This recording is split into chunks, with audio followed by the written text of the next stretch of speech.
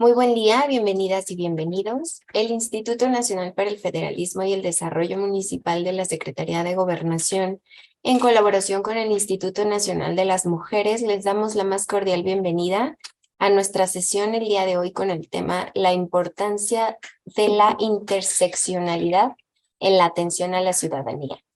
Agradecemos la participación de las y los servidores públicos de los estados y municipios que nos acompañan el día de hoy en la sala de Zoom y en la sala contigua de Facebook. Les invitamos a que disfruten esta sesión y sea de utilidad este tema tan relevante. Les comentamos que en caso de presentarse alguna situación no planeada durante la sesión, como un sismo, pérdida de conexión a Internet o pérdida de luz, restableceremos la conexión para dar seguimiento a la sesión en el momento que nos sea posible.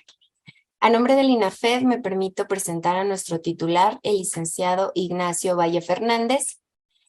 Por parte del Instituto Nacional de las Mujeres, enviamos un saludo afectuoso a la doctora Nadine Gassman Silverman, presidenta del mismo instituto.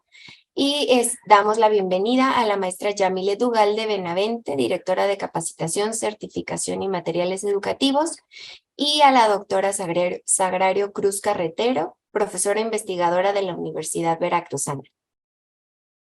Siguiendo el orden del día, a continuación daremos paso a los mensajes por parte de nuestras autoridades. En este sentido, voy a darle los micrófonos a nuestro titular, el licenciado Ignacio Valle Fernández. Adelante, coordinador. Muchas gracias, Yojaira.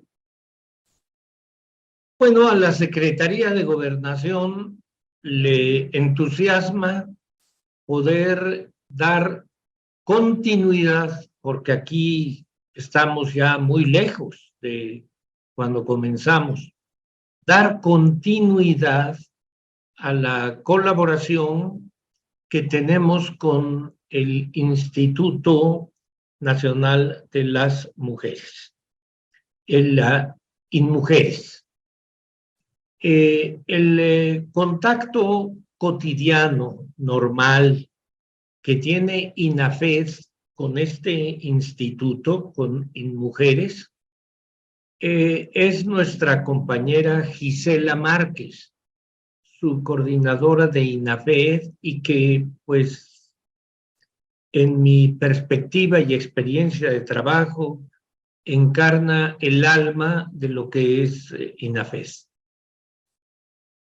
que es un organismo que pertenece a la Secretaría de Gobernación y que tiene como misión fundamental trasladar conocimientos, ideas, inquietudes, capacidades a las funcionarias y los funcionarios municipales de todo el país.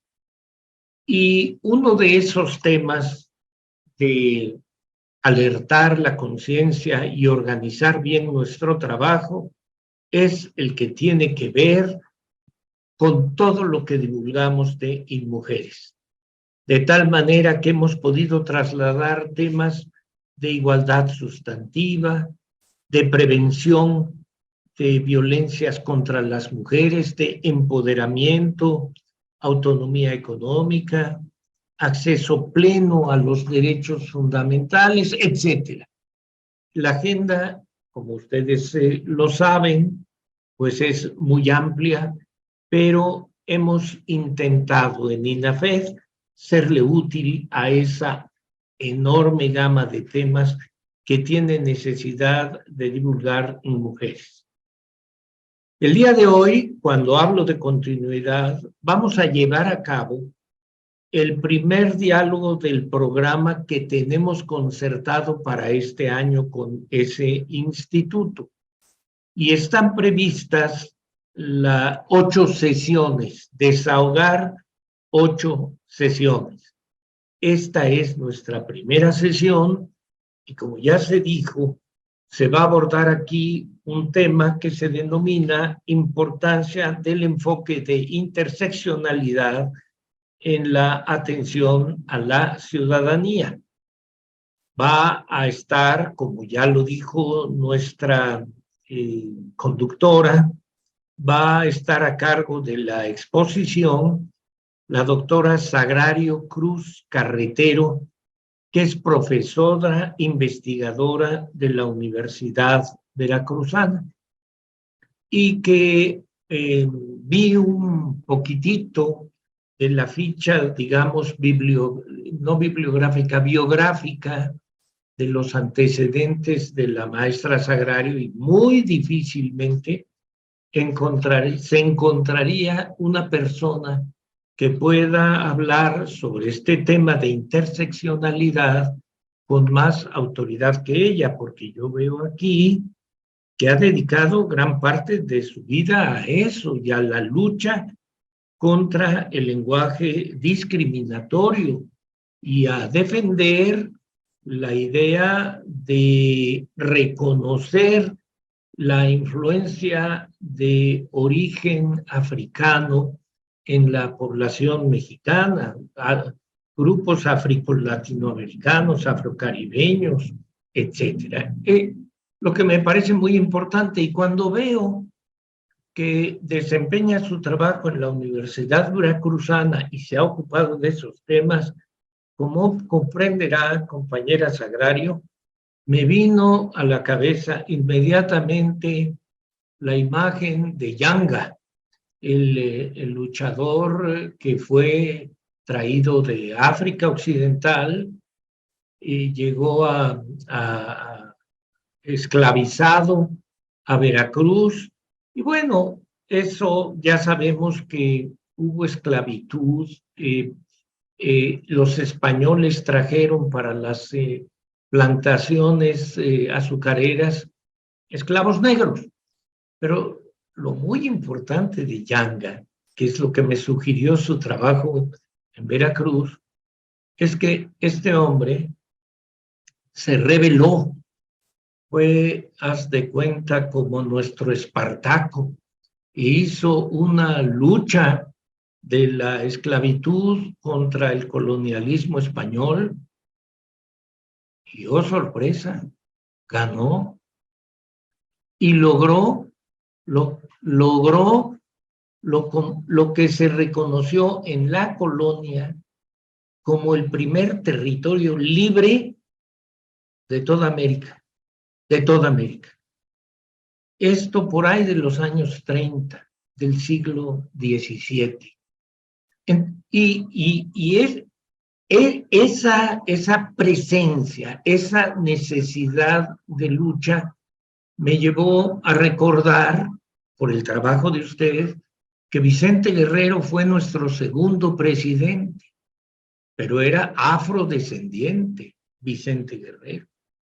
Y luego un nieto directo de Vicente Guerrero, directo, también con afrodescendencia, es Vicente Riva Palacio, el gran intelectual nuestro, que promovió, quien no lo ha conocido, esa maravillosa obra histórica de México, de México a través de los siglos, Vicente Riva Palacio. Entonces, pues saber que usted es la que nos va a orientar en esto, da mucho gusto, entusiasma. No todo mundo, de hecho su servidor incluido, está familiarizado con la palabra interseccionalidad, pero cuando penetra uno un poco, pues se da uno cuenta la importancia que tiene. Al final de cuentas es que hay muchas formas de discriminación y exclusión que se cruzan y se refuerzan unas con otras, y que hay que saberlo combatir. Discriminación por género, por raza, por orientación sexual, por discapacidad, por condición económica, origen, cultura, y hasta por apariencia física. Eres gorda, eres flaca, chaparro, enano. Todo eso se mezcla y se confunde, y necesitamos los seres humanos voces de alerta que nos permitan reducir el campo de la exclusión.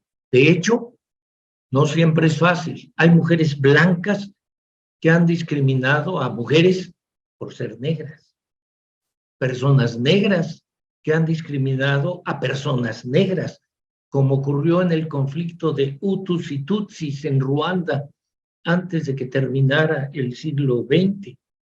unas discriminaciones se refuerzan a otras. Lo que aquí vamos a escuchar es maravilloso, porque es la invitación a que luchemos por lograr el sueño de no excluir a nadie y trabajar con un sentimiento de inclusión universal.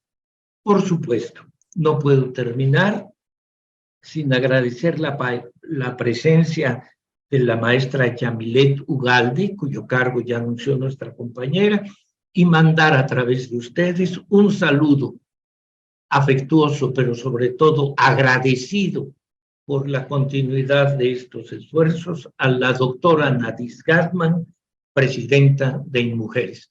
Por su atención, muchas gracias. Agradecemos el mensaje por parte de nuestro titular, el licenciado Ignacio Valle Fernández, y a continuación voy a cederle el uso de la voz a la maestra Yamilet Ugalde Benavente, directora de Capacitación, Certificación y Materiales Educativos. Adelante, maestra. Puede activar su micrófono. Gracias. Muy buenos días, licenciado Ignacio Ovalle, coordinador de INAFED, doctora Sagrario Cruz, colegas de los equipos de INAFED, mis colegas de InMujeres y todas las personas conectadas a esta actividad. Los saludo muy afectuosamente en representación de nuestra presidenta, la doctora Nadine Gatman, y de el mío propio, que como directora de capacitación, estamos muy complacidas de estar nuevamente trabajando con INAFED en esta actividad que, como bien señalaba el licenciado Ovalle, nos va a dar muchas perspectivas, nos va a abrir muchísimo la perspectiva para comprender los aspectos de la desigualdad y también de la interseccionalidad y la forma como estas distintas variables y dimensiones de la desigualdad se intersectan y se articulan con la perspectiva de género y se articulan entre sí, además, para darnos mucho más capacidad de construir visiones más acabadas sobre las formas como los diferentes aspectos de la identidad y de la condición social influyen en el acceso a oportunidades, procesos de discriminación y, por supuesto, el ejercicio de los derechos humanos de toda la ciudadanía, pero particularmente de las mujeres, en las que InMujeres pone un énfasis especial dado el reconocimiento de las múltiples discriminaciones que afectan el ejercicio de nuestros derechos.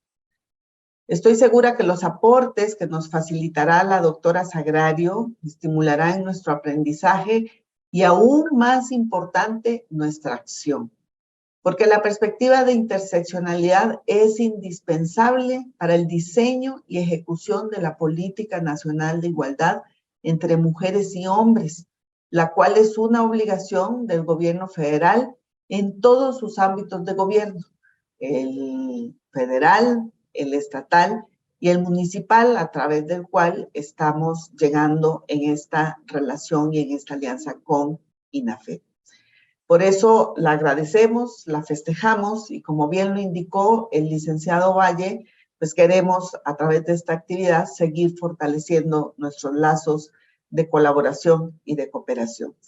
Espero que disfruten muchísimo, aprendan, mantengan sus cámaras encendidas, planteen sus dudas, sus preguntas y, de ser posible, se genere un diálogo que nos permita enriquecernos con las miradas y con las dudas que unos y otras podamos plantear a la doctora Sagrario, que, como bien lo decía el licenciado Valle y que coincido con él, es una voz muy autorizada para introducirnos y provocarnos en esta discusión. Muchas gracias y buenos días. Agradecemos el mensaje por parte de la maestra Yamilet Ugalde Benavente. Y bueno, ahora sí, ya para comenzar con esta sesión, con la ponencia, voy a darle el uso de la voz a la doctora Sagrario Cruz Carretero, profesora investigadora de la Universidad Veracruzana. Adelante, doctora. Muchísimas gracias por las palabras del licenciado Valle, de la licenciada Yamilet. Yo estoy muy honrada y muy agradecida por estar aquí con ustedes. Verdaderamente esta semana que celebramos a los maestros, realmente es un privilegio estar aquí en esta aula virtual y con alumnos asistentes de toda la República. He estado viendo todos los que están reportándose y es prácticamente de toda la República y me siento muy honrada y muy agradecida. Bueno, quiero presentarme, soy Sagrario Cruz Carretero, yo soy profesora investigadora de la Universidad Veracruzana y llevo investigando el tema de la presencia africana en México desde 1987. Se me hace que muchos no habían nacido todavía. Y esto me llevó a investigar el tema precisamente porque caigo en cuenta que mi familia es afrodescendiente y que nunca se había mencionado, pero sí había evidencias de esa afrodescendencia a partir de las diferentes violencias que padecían y que padecíamos y que no sabíamos claramente qué era hasta que se le puso un nombre y empezamos con una autoadscripción de afrodescendientes que en particular se convirtió no solamente en un tema académico, sino en una búsqueda personal. Y desde entonces, no solamente investigo presencia africana en México desde la perspectiva histórica y etnográfica, sino que ya incursioné en el activismo para ayudar a otras mujeres, particularmente mujeres. Soy parte de una red de mujeres afro-latinoamericanas, afrocaribeñas y de la diáspora, que sufren diferentes violencias desde esta perspectiva interseccional y se ha convertido en una red de hermanas mayores porque hay agrupaciones que tienen mucho más trayectoria que las de México y que hemos aprendido juntas primero a entender esta condición y posteriormente a tomar acciones legales.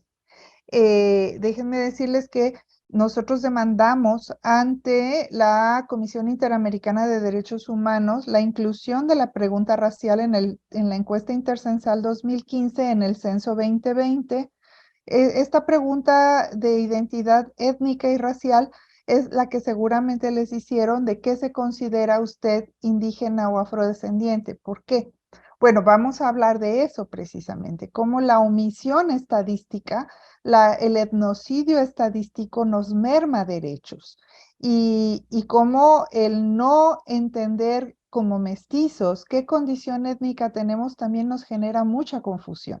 Entonces, quisiera empezar desde el principio. Nada más esto es para darles un panorama de qué hago, a qué me dedico y cómo he afrontado esta interseccionalidad desde diferentes ámbitos, desde la trinchera del aula hasta la trinchera del activismo, de el mundo académico y también desde la parte terapéutica, porque estas interseccionalidades también nos dejan muchas cicatrices en el alma y es necesario tratarlas porque vamos a hablar del racismo y la discriminación, cómo nos marcan de por vida y que pueden llevar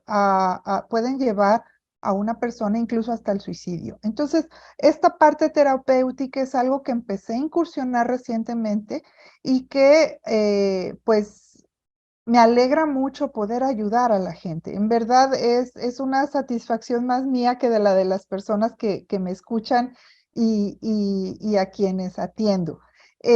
Pues quisiera empezar, por favor, con la presentación. Bueno, la importancia, la siguiente, por favor. Vamos a hablar, a empezar por el inicio. ¿Qué es la interseccionalidad? Bueno, es mirar la condición de las personas de una manera transversal. Yo les dejé una lectura muy breve y que es el ABC de la interseccionalidad. Implica considerar que las personas viven identidades múltiples formadas por varias capas. ¿Cómo es esto? Bueno, como si fuéramos un gran cubo de Rubik. Y este cubo tiene diferentes caras, diferentes colores, y conforme mueven el cubo, va a ser las diferentes identidades que tengas. Por ejemplo, tú puedes tener tu identidad de mujer u hombre religioso, tu identidad como padre de familia, como pareja, cualquiera que ésta sea, o como persona sola si no tienes pareja, como alumno, como profesor, como funcionario. Todas estas caras o identidades implica que estén atravesadas por diferentes interseccionalidades, por diferentes afecciones que pueden considerarte una persona en condición de vulnerabilidad. Esto nos habla de diferentes relaciones sociales, de diferentes historias personales, de nuestra relación diferencial con las estructuras del poder y la pertenencia a más de una comunidad a la vez. Hay que entender que nosotros nos ponemos y nos quitamos sacos identitarios, ¿no? A lo largo del día, incluso estos sacos identitarios oscilan en un mundo de lo sagrado a lo profano. Si tienes una pertenencia religiosa, estás en un ámbito de lo sagrado. Si pasas a un ámbito público, estás en el mundo profano. En fin, es complejo y muy interesante entender nuestras propias transversalidades, nuestras propias interseccionalidades. Y a lo largo de esas diferentes condiciones identitarias, experimentamos diferentes tipos de opresiones y privilegios de manera simultánea. Puse la imagen de una mujer afro, médica, porque ustedes dirían, pues es una médica renombrada, es alguien que tiene un buen salario, es una de las autoridades comunitarias, porque dentro de las comunidades el médico, el sacerdote y las autoridades municipales junto con los maestros son los más reconocidos y renombrados. Pero ¿qué tal si les digo que en casa sufre violencia doméstica? Entonces, ¿y qué? Ha sufrido racismo y discriminación desde niña por ser afrodescendiente. Entonces, hablar de que los privilegios son mutuamente excluyentes de las opresiones es falaz. Tenemos que entender que las interseccionalidades, dependiendo del saco que nos ponemos, nos afecta de manera diferenciada. Y particularmente a las mujeres nos afecta más. A las mujeres y a los miembros de la diversidad. Vamos a hablar de estos grupos y cómo estadísticamente, con dato duro en mano, podemos comprobarlo. La siguiente, por favor. ¿Cómo ayuda el análisis interseccional? Bueno, revela las variadas identidades, expone los diferentes tipos de discriminación y de desventaja. En la lectura, si es que no la hicieron, háganla. Habla de los llorables. Aquí nos habla de diferentes condiciones humanas. Unos que sí se va a lamentar por ser afectados, que incluso estos personajes que fueron afectados pueden salir en las noticias y hay una condena social, y otros que no son llorables, que se da, y esto se da como consecuencia de la combinación de identidades, tales como que quisiera que conforme voy mencionando estas condiciones, ustedes piensen en ustedes mismos para ver qué tantas interseccionalidades les afectan a ustedes mismos. El racismo, la condición étnica, es decir, que pertenezcan a un grupo étnico o sean afrodescendientes o aunque se consideren mestizos, tengan una apariencia más indomestiza, que una apariencia más indígena, o bien estén dentro del privilegio blanco. El patriarcado, la cuestión de género, que sean hombres con un privilegio, pero es muy difícil ser machito en este país.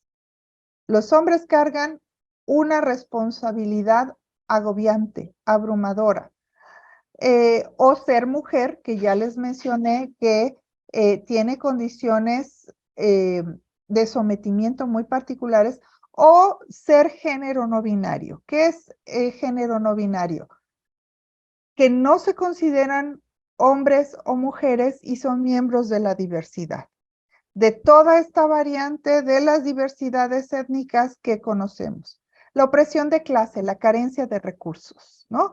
Que no necesariamente el tener recursos te va a hacer, te va a eliminar de todas estas interseccionalidades desventajosas, aunque la posición de clase sí puede ayudar en muchos de estos ámbitos. La siguiente, por favor.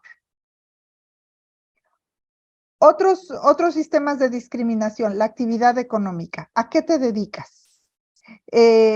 Vamos a ver que hay, que podemos, desde la perspectiva marxista, que sean dueños de los medios de producción, estamos hablando de un grupo privilegiado, o que sean trabajadores de estos medios de producción, te da una posición subordinada. La orientación sexual. Ojo, no es lo mismo la orientación sexual que la preferencia sexual, porque tú puedes tener una orientación sexual, pero la acallas, la apagas y optas por una preferencia sexual aceptable. Entonces, por eso se habla de orientación sexual. La creencia religiosa. Si perteneces a un grupo religioso minoritario, en este país predominantemente católico, quizá tu interseccionalidad desventajosa es que perteneces a un grupo de la diversidad religiosa y eso puede llevar problemas en términos de discriminación, segregación, incluso violencia. Y el grupo de edad. Estamos hablando que siempre se piensa en grupo de edad de gente de la tercera edad. La tercera edad concebida en algunos países más de 60 años, en otros más de 65, y que va a mermar no solamente tus capacidades físicas, sino también va a mermar el trato preferencial que se te da. Es decir, ser joven es un privilegio. Y también dentro del grupo de edad, ser niño habla de una desventaja. Vamos a ver cómo en la encuesta nacional sobre discriminaciones, ser joven es una forma de discriminación porque se criminaliza a los jóvenes en este país. Entonces, crean desigualdades que estructuran las posiciones relativas de grupos vulnerables. Y aquí es un concepto que quiero subrayar, el concepto de la vulnerabilidad. ¿Hasta qué punto ustedes se consideran vulnerables? Piensen en todos los ámbitos de su vida y hay que tomar en cuenta eso también al momento de atender al público. ¿Hasta qué punto la persona que tienes parada enfrente es vulnerable? Y tienes que considerar eso también, particularmente a las mujeres, y que esto nos habla de experiencias sustantivamente diferentes. Permítame tantito, es que mi perra está tocando la puerta desde hace rato y no le hago caso. Permítanme, por favor.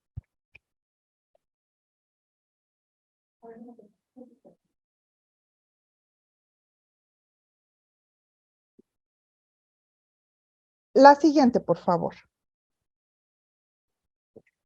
No implica victimizar, ojo. No, ahora sí como ese meme de se hace la víctima, no implica victimizar en lo absoluto. Implica evidenciar privilegios. ¿Y por qué es importante evidenciar privilegios? Porque de esa manera evidenciamos los que no tienen privilegios. La idea no es quitar los privilegios a los que lo tienen, es que todos tengamos esos privilegios. Implica evidenciar cómo convergen distintos tipos de discriminación y violación de derechos humanos. Y esto entra ya dentro del ámbito de lo legal. ¿Cuántos de ustedes conocen los derechos humanos?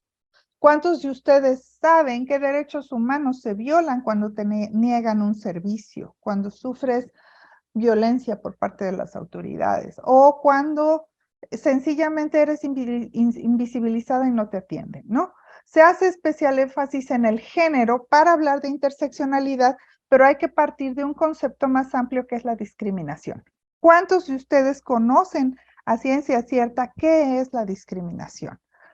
La siguiente, por favor. ¿Qué es la discriminación? Bueno, es un trato diferencial por distintas distinciones injustificadas debido a su origen, identidad o forma de vida que impide el ejercicio pleno de los derechos humanos o legales. Este trato desigual es debido a la ignorancia, al miedo, a la intolerancia y a prejuicios. Son acciones de rechazo. México es un país profundamente discriminatorio y creo que no estamos del todo conscientes de ello. Pero México es un país profundamente discriminatorio. Lo que pasa es que ya institucionalizamos esa discriminación. Nos parece normal. No somos mexicanos o mexicanas enojadas por un trato discriminatorio.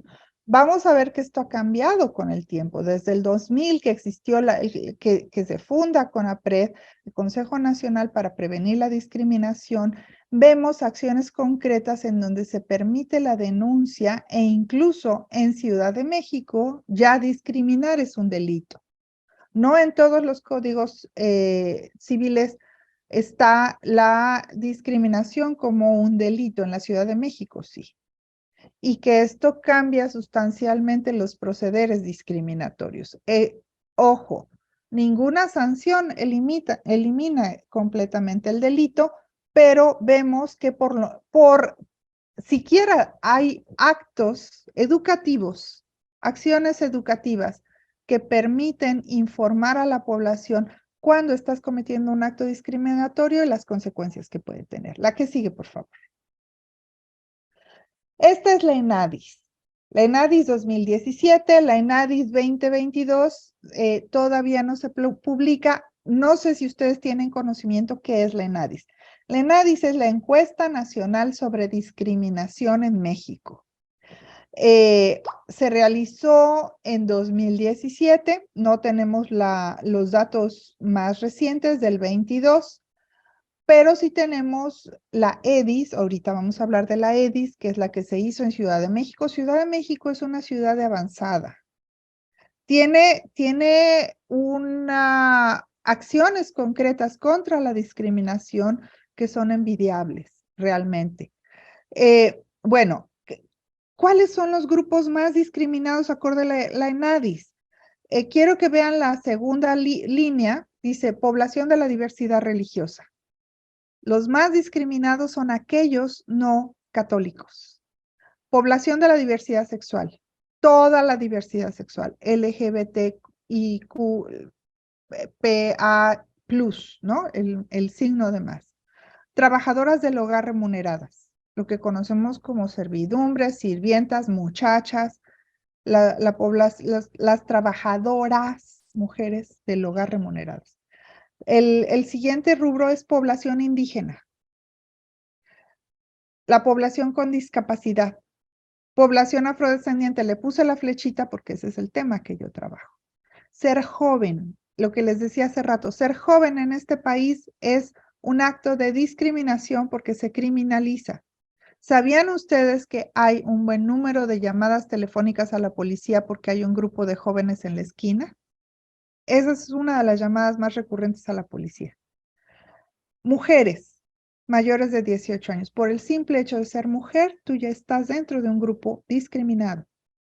Y personas mayores de 60 años. Por ser persona de más edad, eres de un grupo discriminado. Entonces, pero ¿cuáles son las interseccionalidades? ¿Qué pasa si ustedes van a atender o ustedes son una mujer afrodescendiente con una discapacidad y mayor de 60 años? Ahí podemos hablar de diferentes interseccionalidades. ¿Cuántas discriminaciones te atraviesan? ¿Cuáles son las consideraciones que debes de tener? Y en un país del tercer mundo como el que pertenecemos, no hay esas acciones afirmativas que puedan paliar esas interseccionalidades, esas desventajas desventajas en las que te encuentras ante una población con mayores privilegios. En países del primer mundo, si eres desempleado, por ejemplo, te dan un seguro de desempleo. Si eres discapacitado, te dan una serie de ayudas, incluyendo una vivienda que tenga fácil acceso, etcétera, etcétera, etcétera. Pero en México no. Pero ¿cuántos padecen? No, todavía no le cambien, por favor. ¿Cuántos padecen la anterior, por favor? Gracias. ¿Cuántos padecen estas interseccionalidades? Bueno, falta una aproximación de estas interseccionalidades entre grupos vulnerables. Fíjense que estos grupos vulnerables que les acabo de mencionar se les denomina legalmente categorías sospechosas y faltan datos desagregados. No sabemos en los censos cuántos de estos indicadores aparecen por municipio. Es muy difícil hacer el entrecruzamiento de datos porque no hay datos desagregados y al tener estos datos desagregados resaltan el nivel de impacto.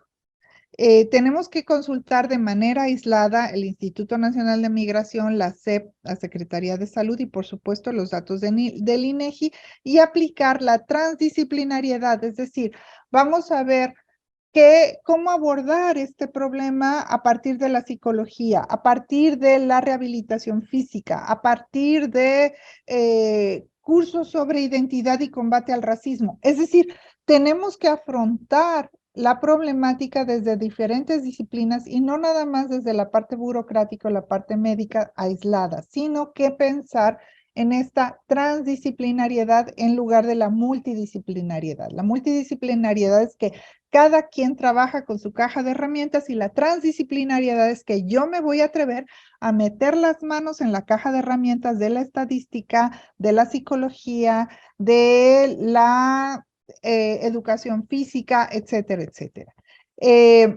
La que sigue, por favor. Bueno, esta es la EDIS, es la encuesta que hizo la Ciudad de México y que nos habla de un panorama que creo que comparte toda la nación y que de una manera más detallada podemos tener el seguimiento desde el 2013, 2017 y 2021. Vean ustedes cómo se va a intercalar, si no pueden leer claramente los títulos de cada rubro, vean ustedes cómo se intercala naranja, azul, rojo y morado. Naranja, pobreza, azul, color de piel, rojo, preferencias sexuales y morado, la educación. Y todas estas categorías son causas de discriminación. Son las más recurrentes en Ciudad de México y creo que se comparte en todo el país. La pobreza, te discriminan por ser pobre, te discriminan por el color de piel, por tu preferencia sexual, por tu educación o falta de educación. Y el amarillo, nivel económico. Pero en todas ellas son punteras.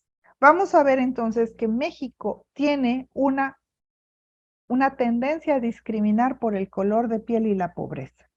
La que sigue, por favor.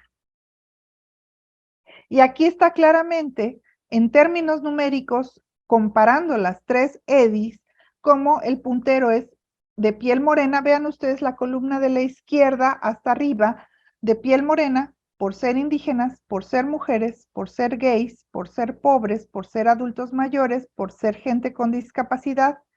En la de agosto del 2021 salió también personas enfermas con COVID que sufrimos de múltiples formas discriminatorias, lesbianas por venir de algún estado de la República, estamos hablando de migrantes a la Ciudad de México, transgéneros, transexuales, personas con VIH-Sida. Y ahí sigue la lista en la segunda y tercera columna. Entonces vemos que estas formas de discriminación son las interseccionalidades que nos atraviesan. ¿Cuántos de ustedes se reconocieron en estas categorías? Ya me lo dirán. Pasen la siguiente, por favor. ¿Qué es el racismo? El racismo, considerando que la discriminación es a partir del color de piel, tenemos que considerar qué es el racismo. El racismo es un exacerbado sentido racial que, ojo, las razas no existen, solamente hay una raza, la raza humana, pero sí existe el racismo. Lo que hacemos es clasificación de categorías populares o folk a partir del color. Eso se llama colorismo. Y sí, efectivamente implica una visión racista. Pero eso no quiere decir que hay razas, porque hablaríamos de que hay razas superiores e inferiores, y eso no existe. Es un constructo cultural. Bueno, es el sentido racial de un grupo étnico que suele... Claro que sí, les paso la presentación, con gusto. Alguien puso eso. De un grupo étnico que suele motivar la discriminación o persecución de otro u otros con los que vive. La principal forma de racismo es blanco. Estamos hablando del privilegio blanco. ¿Qué es el privilegio blanco? El hecho de que una población, por tener piel clara, tiene mejores herramientas de vida para sobrevivir. ¿Qué quiere decir esto? Es como si trajeras una caja de herramientas en tu mochila, en tu mochila de la espalda, y que eso te va a permitir sobrevivir de mejor manera. Eso es el privilegio blanco. Estas herramientas de vida que te van a permitir desarrollarte mejor. Y ya lo podemos probar con datos duros. Porque adquieren mejor trabajo, se casan con personas posicionadas mejor económicamente, porque pueden conseguir un mejor sitio para vivir, etcétera, etcétera. La que sigue, por favor. Dicen unos, no es racismo, es clasismo.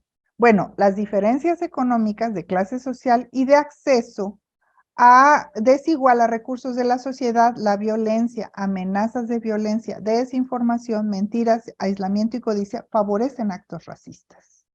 Entonces, ahí vemos la importancia de la interseccionalidad, porque dicen, no es racismo, es clasismo. Ahí hay que verlo con ojos de interseccionalidad. ¿Cómo? La base de la pirámide social está pintada de color café oscuro. La que sigue, por favor. Hay daño por racismo y discriminación. No podemos decir que estos actos son inocuos. Millones de personas han sido dañadas por la esclavitud, el apartheid, segregación y diversas formas de discriminación racial. Dejan cicatrices en el alma. Hay una mayor tendencia a adicciones en este sector de la población. Hay mayor tendencia de traumas psicológicos en este sector de la población. Y ninguna causa real o imaginaria justifica el racismo. La que sigue, por favor. El racismo y discriminación institucional. ¿Qué es esto? Es también llamado estructural. Es ejercido por y aceptado por las instituciones. Y me van a decir, ¿cómo que por las instituciones? Las instituciones es todo aquello que el Estado o la sociedad considera como válido. Estas instituciones aceptan tácitamente o explícitamente estas políticas racistas. La familia, la abuela que jerarquiza a los nietos del más morenito al más güerito. La escuela, la maestra que va a preferir poner en la escolta a las güeritas aunque no sean las más adelantadas. La iglesia, que van a escoger como reina de la fiesta patronal a la güerita porque es la más bonita, no es la que juntó más dinero, sino es la más bonita. Las festividades comunitarias, ¿no? ¿Quién es la reina del carnaval? La reina de la fiesta patronal. Medios de comunicación, ¿quiénes son los que están leyendo noticias? Los que aparecen en las telenovelas. El gobierno y sus representantes, ¿sabían ustedes que hay un perfil racial para escoger candidatos? Que incluso en los pósters de los candidatos hay un proceso de blanqueamiento. Entonces, eso es el racismo institucional. El aceptado por la sociedad y que nosotros lo vemos y como ya estamos acostumbrados, lo aceptamos tácitamente. La que sigue, por favor. Daños que causa el racismo. Hay muchas cicatrices y hay que hablar de resiliencia. Desgraciadamente en esta sesión no puedo hacer ningún ejercicio para hablar de resiliencia, pero es vital sanar el daño hecho por el racismo. Sanar el daño no es lo mismo que terminar con las políticas racistas. O sea, tú puedes ir a terapia, tener una sesión de terapia, pero eso no quiere decir que el racismo va a terminar. Las políticas racistas institucionalizadas van a seguir. ¿Qué implica? Tomar conciencia y tomar acciones. Denunciar, no quedarte callada, no ser cómplice. Solo dañando el daño hecho podemos tomar conciencia y combatir actitudes y comportamientos racistas y políticas racistas institucionalizadas. Pero es fundamental abordar eso porque son cicatrices en el alma que tenemos desde chiquitos. La que sigue, por favor. Para eliminar el racismo tenemos que sanar primero los daños. Aquí puse una imagen en donde vemos muchas formas de discriminación, no solamente por color de piel, por discapacidad, por educación, por nivel educativo, por complexión física, por la gordofobia, por ser mujer, por ser migrante. Y son formas discriminatorias. El racismo institucionalizado provoca daños como sentirnos inferiores, sentir daño por haberte negado satisfacer necesidades materiales, por haberte negado repartición justa de recursos, por abuso, amenazas, bullying y otras formas de violencia. La que sigue, por favor. Todos hemos sufrido racismo o discriminación institucionalizada, menosprecio, exclusión, ser ignorados y tratados con faltas de respeto. Por ejemplo, ignorados cuando solicitas un servicio, seguidos en las tiendas porque creen que vas a robar, acosados por la policía, Sujetos de filtros raciales pues asumen que son problemáticos o criminales peligrosos, por ejemplo en los aeropuertos o no te dejan entrar al antro. Tratados como menos competentes y menos inteligentes. Yo viví en Estados Unidos, tuve una beca y vivía allá y no saben cuántas veces me confundían, no creían que era profesora y creían que era la persona de intendencia. ¿Cuántas veces en un restaurante yo me levantaba y creían que era la mesera? O sea, la apariencia física cuenta. Y es tu carta de presentación y también tu boleto para que te discriminen. Entonces, no es cambiar la apariencia, que eso también lo hacemos. ¿Sabían que México es el país que más tinte rubio consume? ¿Por qué? Porque es una forma de hacerte pasar para evitar estas acciones violentas. O se aclaran la piel. Y es entendible, yo no critico eso. Lo que critico es por qué la gente se ve orillada, nos vemos orillados a hacer eso producto del racismo y la discriminación.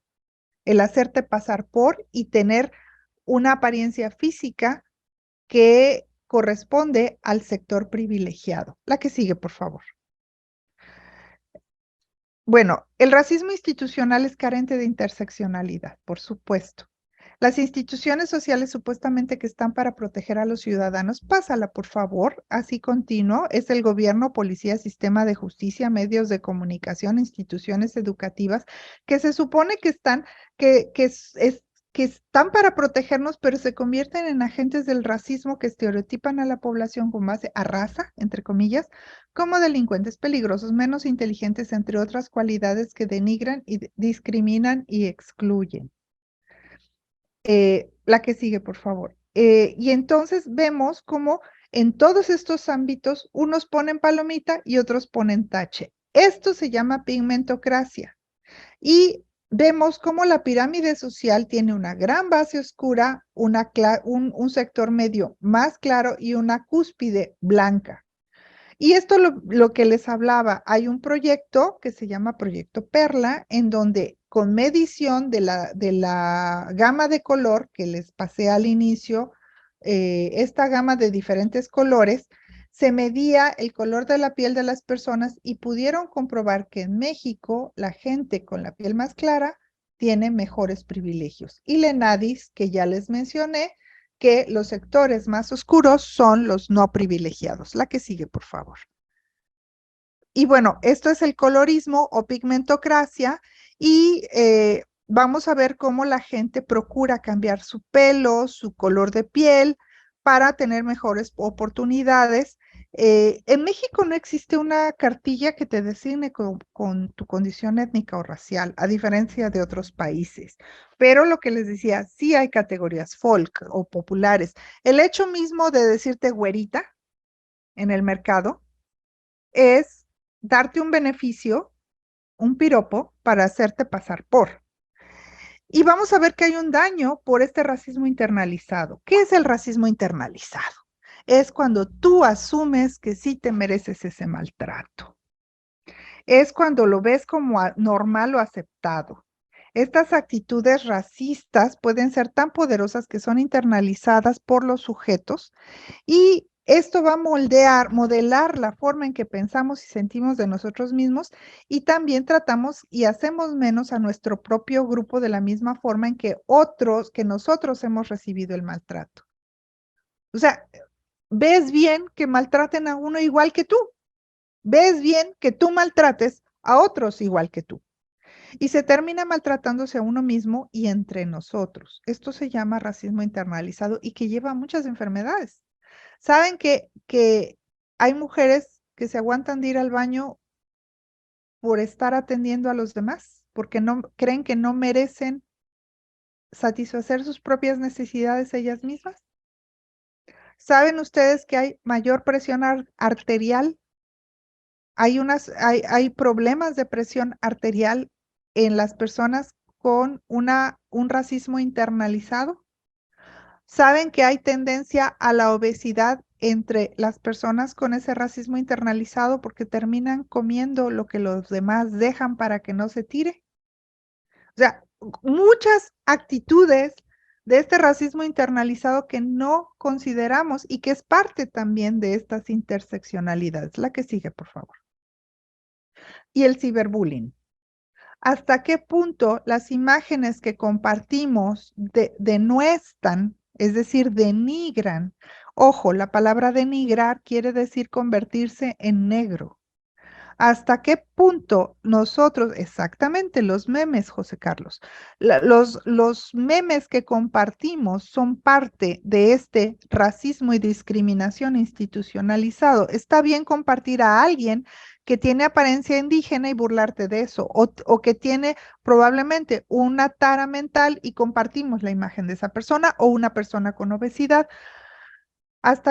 Hasta que no tomemos conciencia de que si tú no eres parte de la solución, eres parte del problema, no vamos a parar.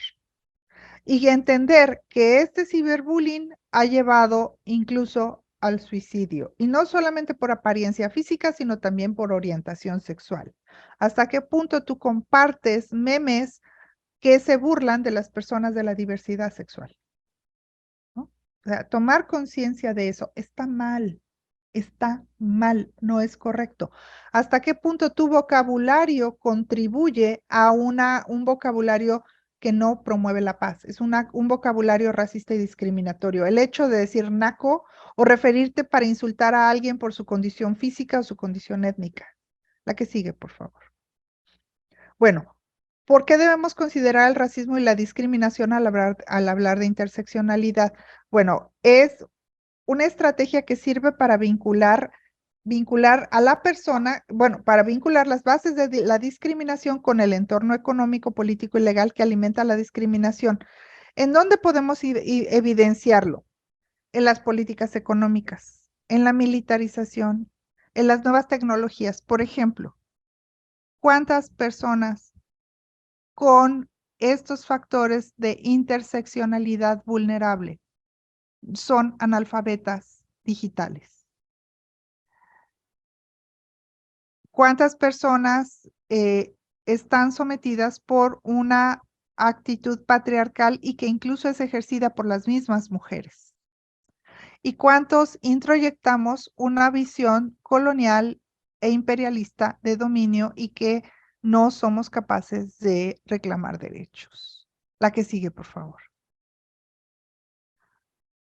¿Cómo aplicar la interseccionalidad en nuestra labor? Bueno, hay que pensar de otra forma la identidad, la igualdad y el poder. Pensar en derechos y oportunidades de los que atendemos. Aquí, una palabra clave que ustedes deben de aplicar es la empatía. ¿Entienden lo que es la empatía? Es ponerse en los zapatos de otros. Erradicar la erradicación de la discriminación y el enaltecimiento de la diversidad. Aceptar la diversidad. Yo sé que en personas mayores, en personas conservadoras, esto es muy difícil de aceptar. En territorios altamente conservadores, esto es muy difícil de aceptar, pero es un derecho humano fundamental. Considerar la diversidad.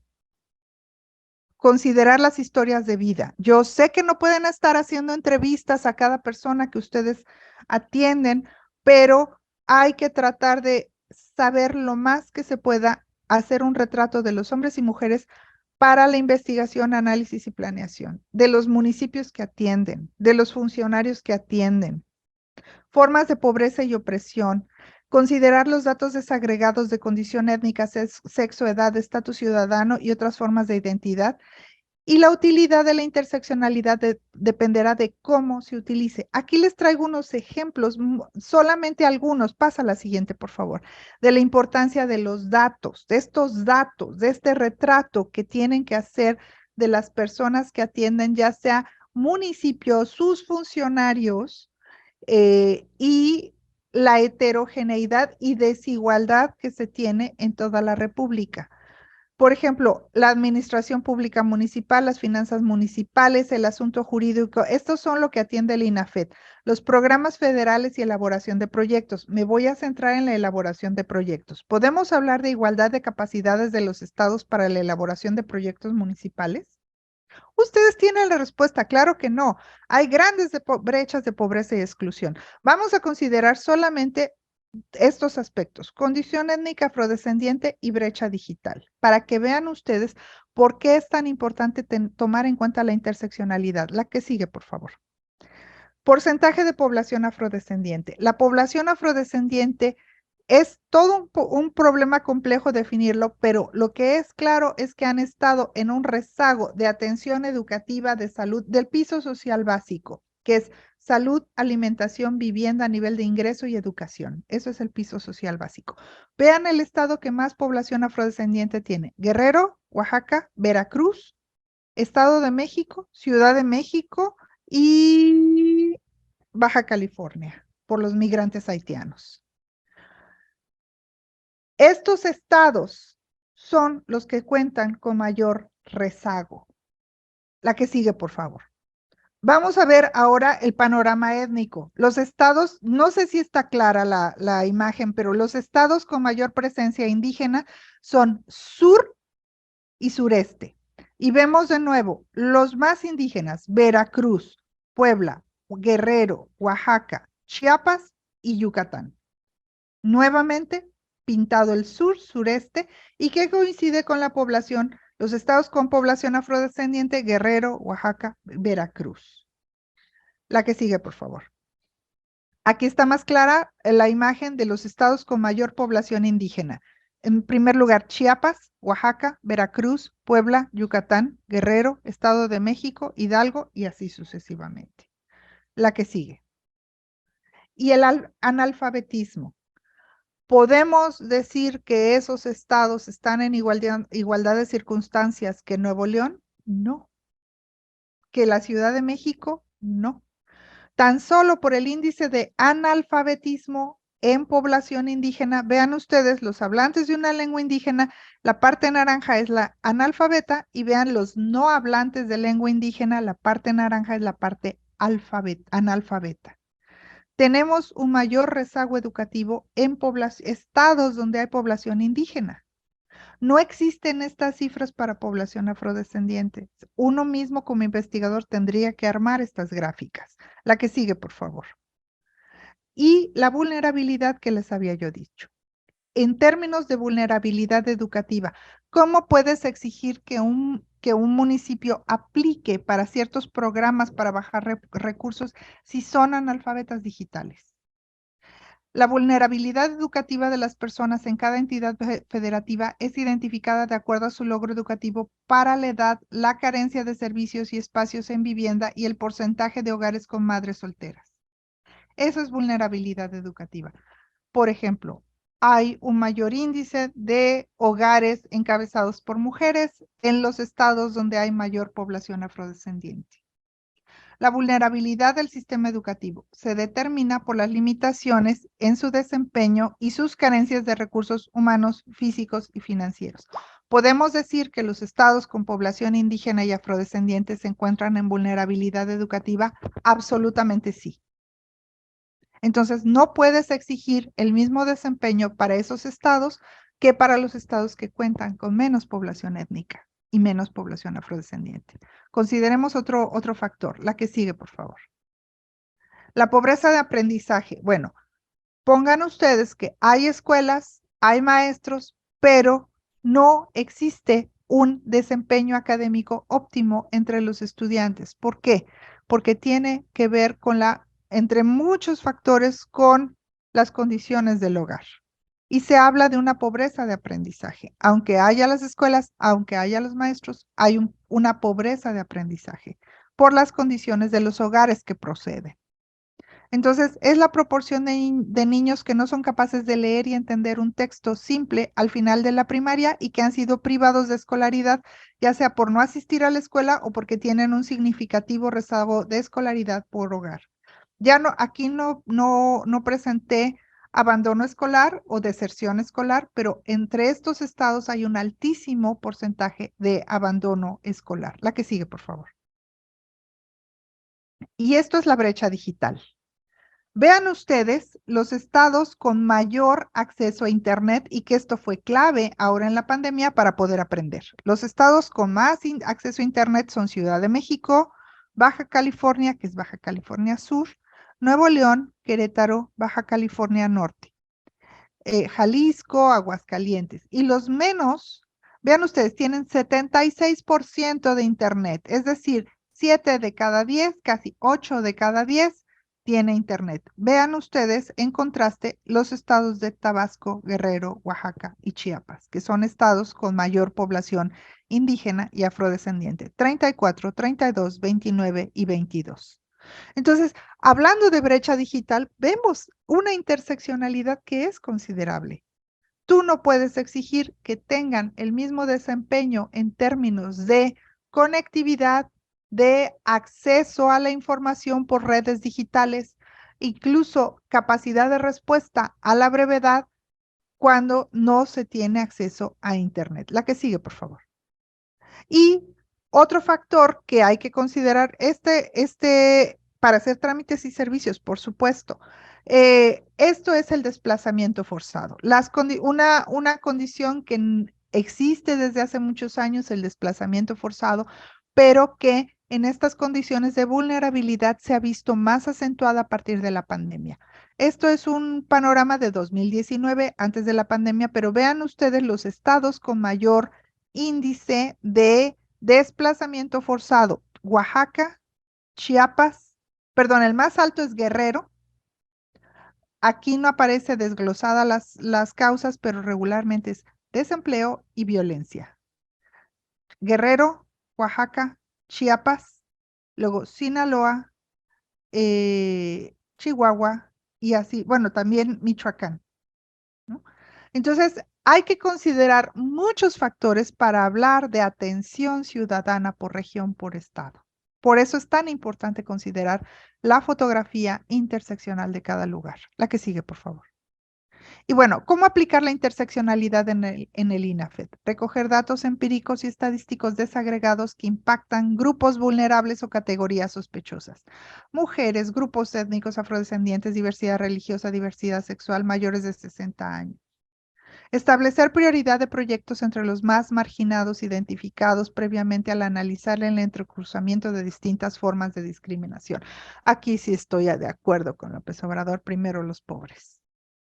Es fundamental considerar este factor interseccional, los más marginados. Empoderar a quienes tienen menos acceso a recursos y al ejercicio de sus derechos y centrarse en combatir los procesos que conducen a la pobreza y a la exclusión. Que me van a decir, ay, pues eso es la respuesta al gran problema de la pobreza. No lo vamos a resolver, pero por lo menos podemos paliar esas condiciones con una atención más focalizada. Implementación de acciones afirmativas para indígenas y afrodescendientes. ¿Qué son las acciones afirmativas?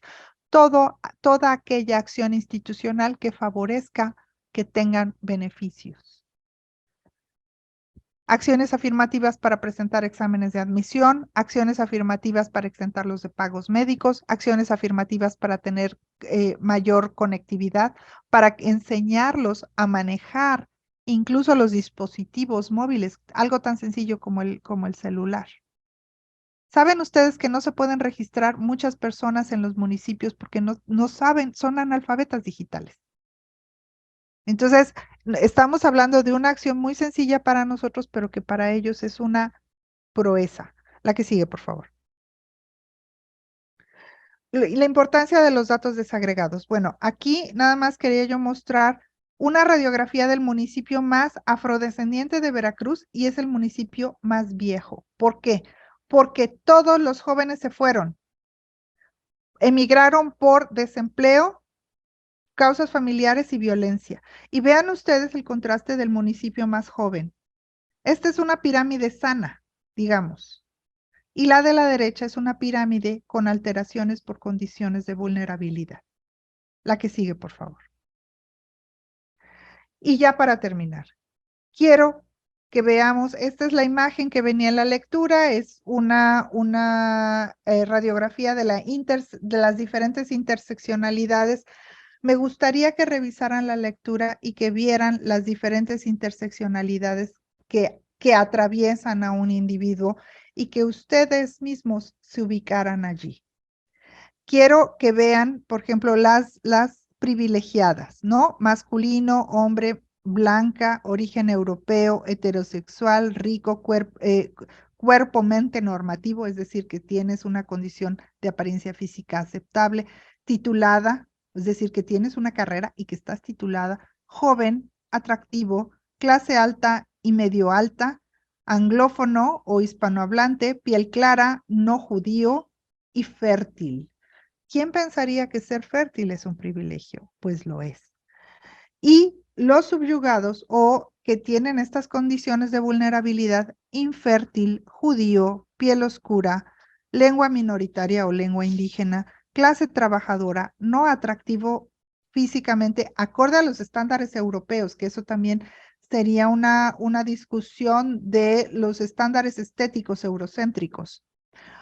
Anciana o de tercera edad, analfabeta, de la diversidad funcional o mental, es decir, que tiene algún retraso, pobre, miembros de la diversidad sexual, orígenes no europeos, minoría étnica, ser mujer, transgénero. O sea, cuando paso esta lista, ¿cuántos te atraviesan?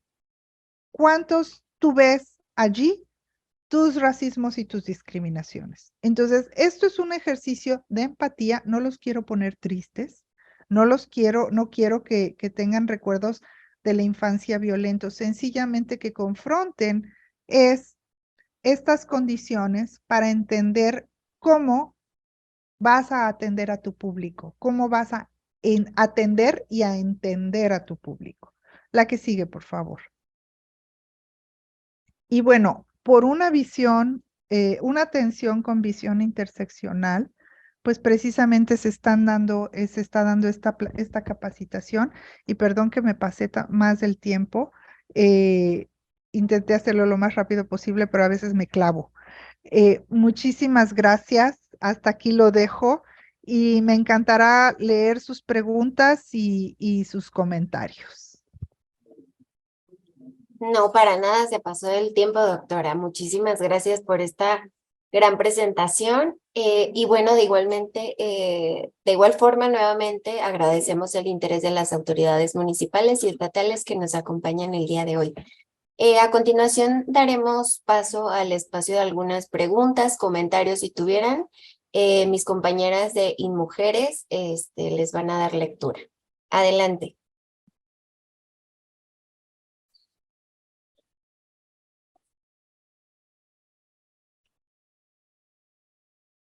Buenas tardes. Tenemos algunos comentarios y algunas preguntas. Una de las preguntas que nos parece relevante, doctora, que están planteando es si pudiera hablar un poco del mito de la discriminación inversa, porque últimamente se difunde como un argumento para victimizarse por parte de personas racistas, clasistas. No hay una discriminación inversa. Las personas con privilegio blanco van a respingar porque ven vulnerados esos derechos privilegiados que siempre han tenido y porque no quieren compartir esos derechos. No hay esta discriminación inversa. Es realmente, y si argumentan eso, es importante considerar que dentro de esas actitudes discriminatorias hay una gran masa de población que tiene una piel oscura. Entonces, proporcionalmente hay que poner en la balanza cuántos actos discriminatorios hay en población de piel oscura y cuántos, lo que argumentan la gente de piel blanca, existen. Yo no dudo que sí lo haya, pero muchas veces es esta pérdida de privilegios lo que hace que la gente denuncie una discriminación inversa. Pero es importante resaltar que la gran mayoría son actos de discriminación hacia gente de piel oscura, esta pigmentocracia de la que yo hablaba.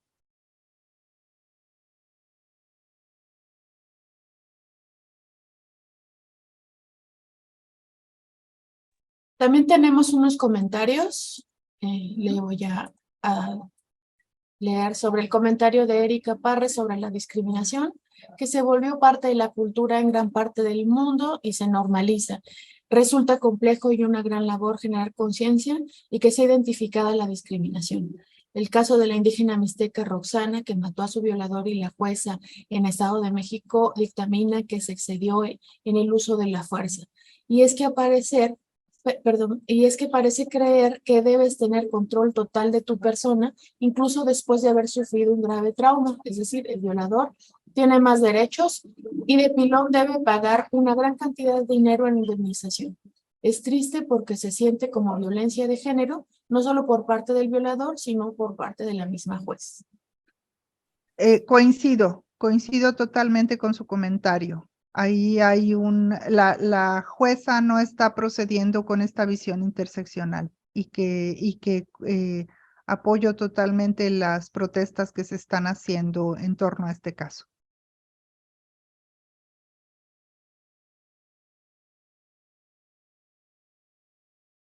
En realidad, doctora, no tenemos más preguntas como tales, sino agradecimientos por la exposición.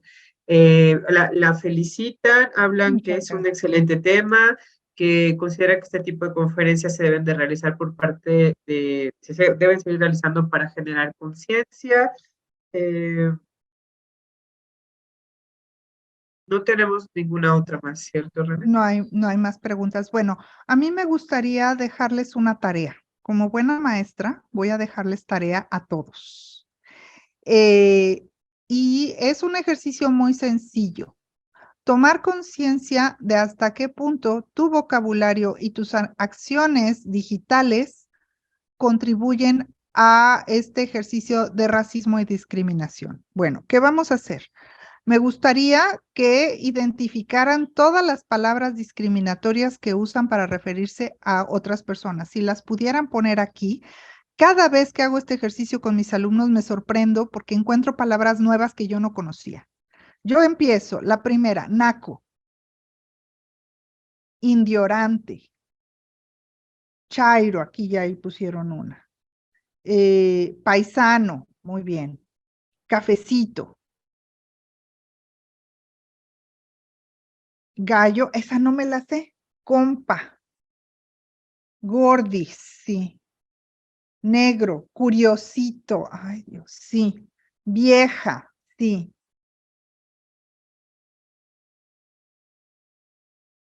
A ver, pues denme de su cosecha, vato, tullido, sí, chaparro,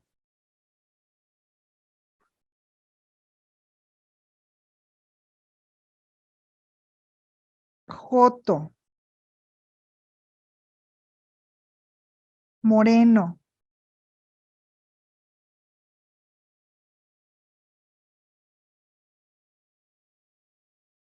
totonaca. Y como condición étnica puede ser cualquiera, ¿eh? Repuestito, ese no me lo sé. Voy a tomar nota de estas. Chairo, ya lo habían dicho. Indio. Fifí. Fifí. Chilango. Mojigato. Mamá luchona. Mocho. Chingaloense, ese tampoco lo había oído. Rarito. Neni, tampoco lo había oído. Nini, ha de ser, ¿no? Neni. Neni, ahorita me van a explicar gordito, loco, desviado. Neni, esa no. ¿Les digo? ¿Aprendo? Doctora, perdón que Ajá. la interrumpa, Ajá. pero ya estamos sobre el tiempo, Ok. no sé si guste ir dando sus comentarios No, finales. voy concluyendo. El ejercicio es omitir estas palabras. Omitir estas palabras y en la parte digital abstenerse de compartir memes. Y por último, tomar conciencia de que las heridas del racismo y la discriminación, así como nos marcaron, estamos marcando a otros. Que nuestras acciones tienen efectos en otros. Entonces, la intención es, lean la lectura, tomen conciencia de cuáles son sus interseccionalidades y traten de proceder como funcionarios públicos sin estas actitudes racistas y discriminatorias. Yo sé que es muy difícil, muy, muy difícil. En la presentación está mi correo electrónico, estoy con mi nombre en redes sociales y no me queda más que agradecerles tanto a InMujeres como a INAFED todo lo que hicieron para que esto fuera posible. Creo que es un curso de capacitación muy necesario y que espero que sigan más pro derechos humanos para que pues seamos un mejor país, sencillamente, una cultura de paz. Y me queda mucha alegría el haber haber compartido con ustedes y pues espero sus comentarios de esta presentación. Muchísimas gracias. Muchísimas gracias, doctora, por esta grandiosa presentación.